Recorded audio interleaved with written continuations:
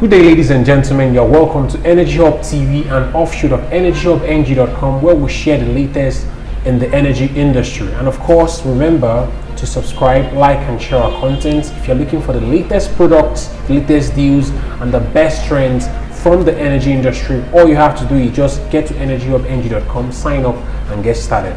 So today, we're going to be looking at an interesting topic in Nigeria's oil and gas industry, which is something that has been getting heads spinning and everyone wants to understand because they are inquisitive about investment trends. So today we'll be looking at the marginal field bid rounds, something that is very crucial for oil and gas players in Nigeria. And of course, today I have with me an interesting figure and someone who is actually very reputable in the energy industry. We have Dr. Amieyeofori Felix himself, someone who is experienced as much as we can tell already. You're welcome, sir. Yeah, it's a pleasure. Yes, sir. Now we want to look at this marginal field rounds, something that was started at the Petroleum Amendment Act. That was 1996. That's over 25 years ago. And the first bid round happened 2003, exactly 17 years ago. So, sir, with something that just happened, the second batch happened, I think, 2020. Where are we with what happened just 2021, that was June? Where are we with the marginal field bid rounds right now? Okay, thank you so much. It's really a pleasure to be on this platform. You're welcome, sir. There has been an award, just to go straight to the point, there has been an award by the DPR, the regulatory organ in the Petroleum Ministry. Award has been more than 50%, and so people are now, those who have received the award letters are already, moving and then ensuring that they can go through the entire process of, the farming agreements and all of that things that will enable them to quickly go down to brass task of getting to the fields and then do what they are expected to do to bring the barrel of oil and the molecule of gas into the tank and into the tank. That is the essence. So yeah, the others are still running and walking around to raise capital to be able to close their own part of the transaction. So we'll say it's in progress. Interesting. Since it happened 2020 and we'll have the maiden edition that happened, I think, 2003, how would you compare? Are there comparisons you want to let us know? Are there some progress? No, I would say, there are many metrics that one can use to measure. One thing that I would say stand out clearly in the 2020-21 is that everybody is now aware. Awareness. So you have almost 600, companies, participating. That tells you that it's a success for the 2003 because you now have so many people now knowing that, wow, this is something they need to go in. Number two, of course, you have about 57 fields, which means the basket gets bigger. And so it's between 2003 and now, it shows that Nigerians have come to accept that they can also be part of the upstream, okay, and also extend into the bigger value chain, hydrocarbon value chain. So just putting those two side by side, you will say that in terms of one of the reasons why the marginal field has to be is to domesticate and bring indigenous players. So 57 fields, more than 600 people coming in, I think it's a success for the economy, for the country. It's also important we look at the benefits of this activity to the government, of course to the operational people too, and the economy in general, and even communities. Because I understand one of the major reasons why even the marginal fields exist is to maximize what is left and what the IOCs may not probably find as much resourceful enough. How would you look at the benefits? No, it's okay. I think for some of us who've been in the marginal field, independent environment. There is no gain saying that even one asset that is producing just 2,000 barrels of oil per day would provide a lot of value chain, snowball effect, because you can not only the barrel that is being exported, but the contractors that will be involved, the communities that will be employed, and then I know each of these companies, no matter how marginal it is, they have corporate social responsibility. The service companies that will be working, the scholarship that will be given, the bursaries that will be given, the healthcare that will be given.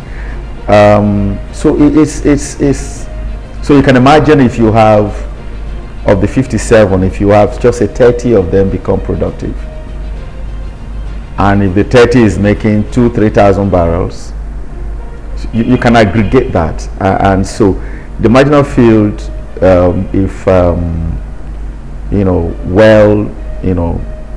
well managed by all the sectors, being that the government and the operatives, it is surely an economic vehicle. It's an economic vehicle for the country. I would say that the only thing is just ensuring that, the 2003, not all of them are in production. So those are the things that, we will be concerned with the 2020-21. The benefits are documented, the benefits on the paper, but how to ensure that of the 57 fields, can we have 30 of them in production regardless? If you have 30 in production, plus the almost 16 or so in production, and then plus the independents, which are also Nigerian companies, the economy will be. And then in these days, while you're talking about COVID, you understand, you're talking about COVID, you're talking about energy transition and so many things. The marginal field coming together, will also ensure that people will begin to interact among themselves. So for some of us, the concerns is not necessarily having a marginal field award letter from the DPR. The concern is putting all these perspective together and making it profitable and making it a success and beneficial to all stakeholders, government, operators, shareholders. So what do you think are the challenges that comes with them operating a successful venture? What do you think are the challenges? Okay, for me at this point it's very obvious. It's a competitive framework. The 2003, we never had COVID. The discussions on energy transition was not really topical.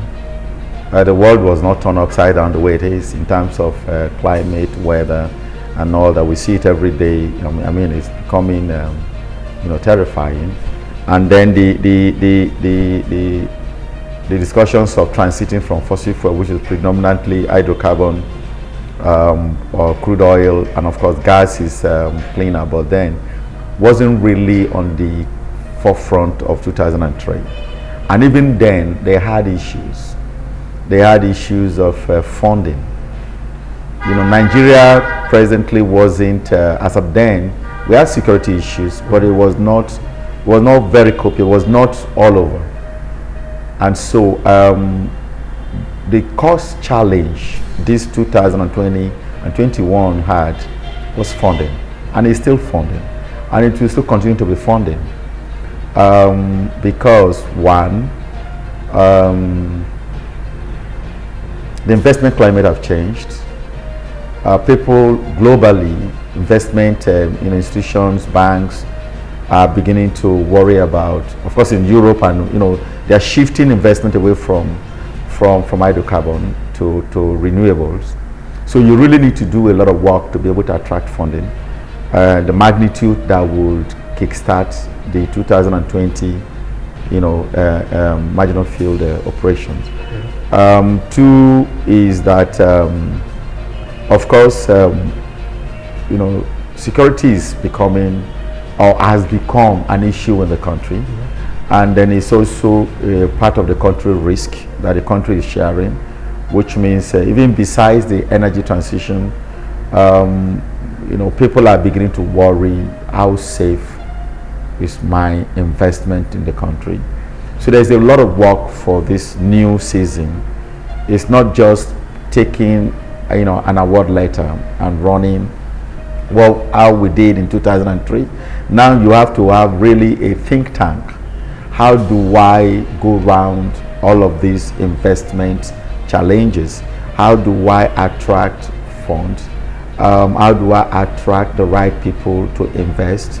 Bring money, because one other thing that this 2020 had that wasn't was the significantly higher signature bonuses. Those are fairly higher in terms of the present economic environment and the present global financial environment, and so people are also looking at, I need to pay $5 million, $10 million signature bonus to get the asset from government, and I need to spend upward of 40, 50, 60, 70, up to $100 million to bring the production on. And then I have to battle with COVID. How do I deal with the surprises of COVID, another variant that will make the major consumers of crude oil to shut down the economy? So there is a lot of variables that the present day oil and gas operator, especially for marginal field, that is really marginal in the sense that the reserves are not that big. Some have crude property characteristics challenges, so you need to invest more in some innovative technology to bring the crude to surface, and so people have to sit down. And for me, I've always subscribed that this is not a time to play a hero. This is not a time to say, I have a field and I'm a work alone. My recommendation has always been, please try to find synergy, try to find collaboration. You can reduce your capex in terms of investment. You can reduce your opex in terms of operation. You can, because if you pool resources together for nearby assets, you can share facilities. You can come together as a cluster. Because in my former company, we had a cluster of about 5 companies in Nigeria and a few companies Midwestern, and we came together on cluster to reduce cost of operations and all that. So for me, you won't have all the money in the world to come into Nigeria, because not only that, between 2003 and now, the oil and gas space in Africa has increased. Almost nearly of the 54 countries, you have more than 30 countries now in either oil or gas or oil and gas. And some of them have better operating environment in terms of security, in terms of so many. So it's competition now. And so money owners and investors will now have to start look at the African portfolio. How easy it is for me to put my money and get it back. How flexible it is for me to invest and get it back. So they're not just going to say, I love Nigeria, I love Nigerian crude. Look, if he puts his money in Nigerian crude and he's not going to get it in 3 years, and if he put it in somewhere and he's going to get it in 6 months, investment is just at fingertip. So for me, those are things that the present marginal field, not only the present marginal field, there's another competition, of course, shale divestment. That is a bigger play, but that is also another competition. So people are going to say, hey, marginal fields, 3 million barrels, 5 million barrels, reserve with 2,000 barrels, and I'm still going to spend about $100 million. Yeah. Why don't I make it $400 million and get shale producing asset? I can get real-time return on investment. So it's no longer going to be just like, I have a marginal field, therefore I must go to town. You can't go to town with that anymore. You have to now have crackheads. You need to have economists. You need to have people who understand the geology. You need to have people who know what to do, people who can run and run and run. Because to put an investment package for a potential investor will be like defending a PhD now. Because it's not just going to take a piece of paper from, no, it's going to tear your economics. I mean, I work with a few people to try to raise money. I mean, they're asking for spreadsheets. They're asking to look at a cell. You know, they're looking at what formula do you have, because this your NPV, I don't trust it. They want to see, to make sure if they put $10, they can get at least $12 on the other side of the fence. So those are the things that the present 2020-21 marginal field have to work with. They must make it profitable by knowing that to get every new dollar into the market will require innovation, expertise, and a lot of presentations, a lot of selling, a lot of marketing, and making sure that you can walk the talk. If you say I'm going to bring first oil in 12 months, in 18 months, please, it cannot be 36 months. So those are things that have to be nearly, you know, kind of a pinpoint decision for bringing these assets into profitability. Thank you so much. Yeah, thank you, sir. As you've all heard it, innovation, collaboration, and more of keeping up with trends will actually help us drive marginal fields operation. And of course, if you'll be thinking of profitability, in our next segment, next episode, do not go anywhere. We're going to be discussing, of course, with Dr. Amieyeofori, how to profitably run a marginal field under global uncertainties. I'm sure you've been thinking about it. Don't go anywhere. In the next episode, you are going to get every of this packed right before you. So ladies and gentlemen, is the end of this segment. Do not forget to subscribe, like, and share this content with your audience. And of course, EnergyHubNG.com is ready to always give you the best in trends, product deals, and services listing. Just go there and get your services listed on EnergyHubNG.com. You're welcome. In our next week's episode with Dr. Felix Amieyeofori, we discuss how to profitably run a marginal field venture under global uncertainties. Don't forget to like, share, and subscribe to EnergyHub TV content. See you next week.